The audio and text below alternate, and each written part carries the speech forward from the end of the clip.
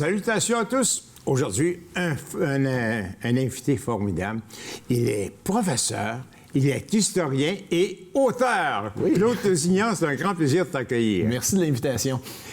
Claude, qu'est-ce qui fait qu'un jeune homme comme toi, un jeune homme de Duvernay, qui est né à Duvernay, sur la rue Jacques-Brodeur, oui.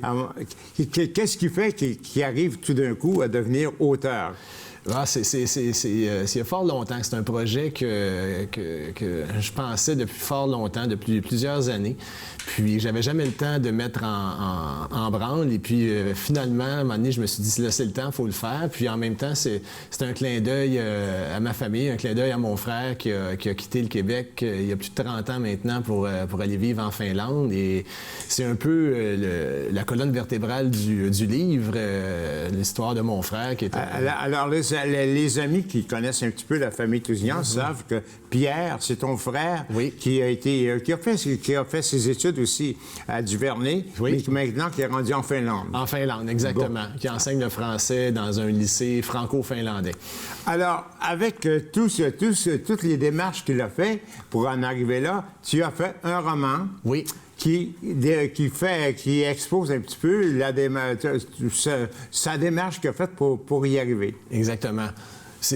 À la base aussi, plus jeune, mon frère avait un amour invétéré envers le groupe ABBA, qui était un groupe suédois de pop.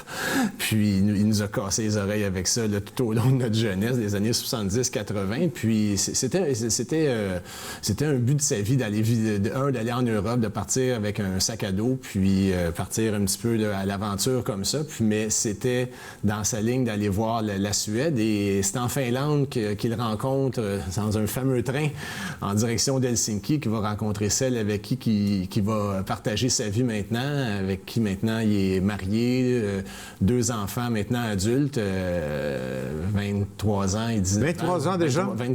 30 ans, donc 23 ans la plus vieille, puis l'autre vient d'avoir 19 ans, pas plus tard qu'hier. Ah bon.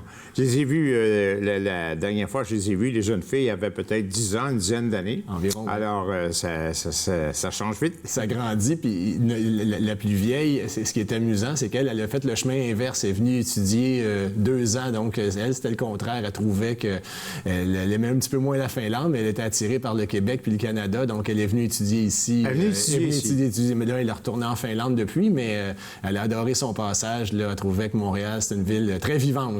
Puis elle pouvait s'imaginer la vie de son père lorsqu'elle avait le même âge. Puis, Claude, ta vie, je vous ai bien connu.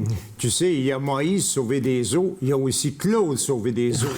Ceux qui ne savent pas que sa mère avait placé son jeune poupon dans un berceau, et puis tout près de la clôture.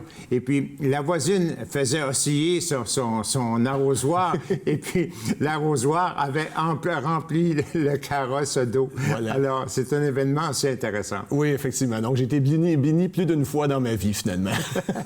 Et puis, Claude, c'est un type qui partageait beaucoup. Vous savez, j'avais un beau chien Saint-Bernard, et alors, il prenait son cornet de crème glacée et en prenait une lichée pour lui, une lichée pour le chien. Voilà. Alors, il a toujours été très charitable.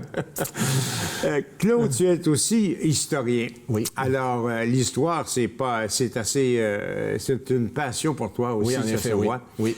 Quelle est l'histoire? Quel est le secteur qui te plaît davantage, qui t'intéresse davantage? Présentement, donc, je suis enseignant en histoire 4e secondaire, l'histoire du Québec, du Canada, à l'école Cure-Antoine Labelle. Ça fait maintenant 16 ans que je suis à cette école à Sainte-Rose. Auparavant, j'avais enseigné surtout géographie dans les écoles de premier cycle de Laval, dont l'école Odyssée des jeunes, Saint-François. L'école Saint-Jean également. Donc, j'aime beaucoup l'histoire du Québec. C'est quelque chose qui me passionne. D'ailleurs, je me suis amusé pendant la COVID, pendant qu'on était confinés, de faire des chroniques d'histoire comme ça là, sur ma page Facebook. Et les gens répondaient et ça leur rappelait des souvenirs. C'est sûr, des fois, je reculais un peu plus loin dans le temps, mais j'aime beaucoup le 20e siècle. Là, le 20e siècle jusqu'à aujourd'hui. Je trouve que c'est une période très enrichissante pour savoir d'où on vient, pour savoir où on va, finalement. Oui, oui. C'est passionnant. Je crois que aussi que l'histoire de Jésus est passionnante. Surtout, moi, je suis impliqué un petit peu dans l'histoire de Jésus. C'est passionnant. passionnant, tout ce qu'on peut découvrir. Oui, effectivement. On est à refaire l'histoire aussi.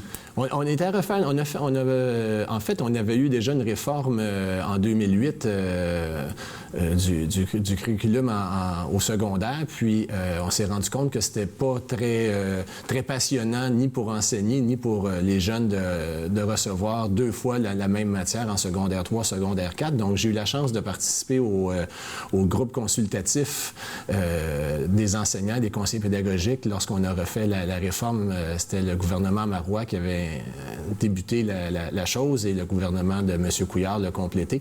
Donc, maintenant, je trouve qu'on a un cours très intéressant pour les jeunes. C'est bien rempli. Il n'y a pas juste du politique, il y a de l'économie, il y a du social, il y a du culturel.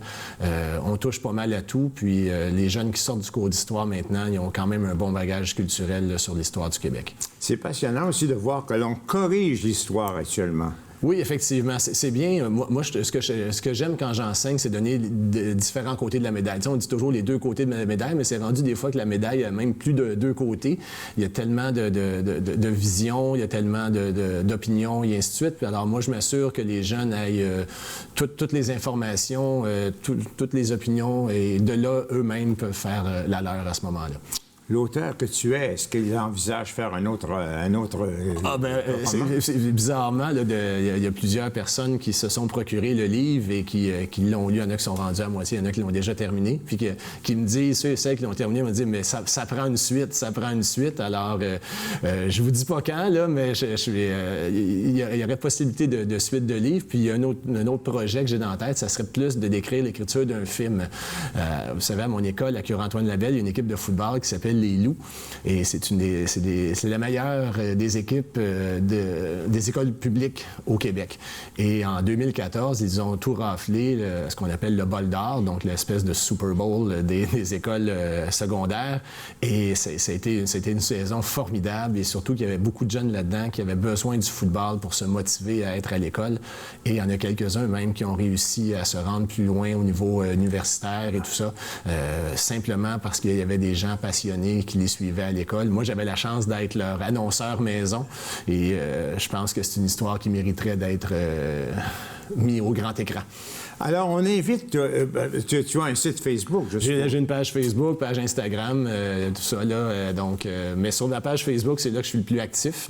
C'est ça. Alors, on invite tous les amis qui veulent se procurer le livre. C'est un livre très intéressant, je vous le dis. Là, très merci intéressant. beaucoup, c'est bien gentil. Alors, c'est formidable. Donc, un train pour Helsinki, ça fait un excellent cadeau de Noël, surtout en tant que si on est confiné un petit peu, ça fait une belle lecture et ça fait voyager en attendant de pouvoir voyager pour de vrai. Claude Tousignan, un gros merci. Bien, merci à toi, Jean-Jacques, puis au plaisir. Merci. Au revoir.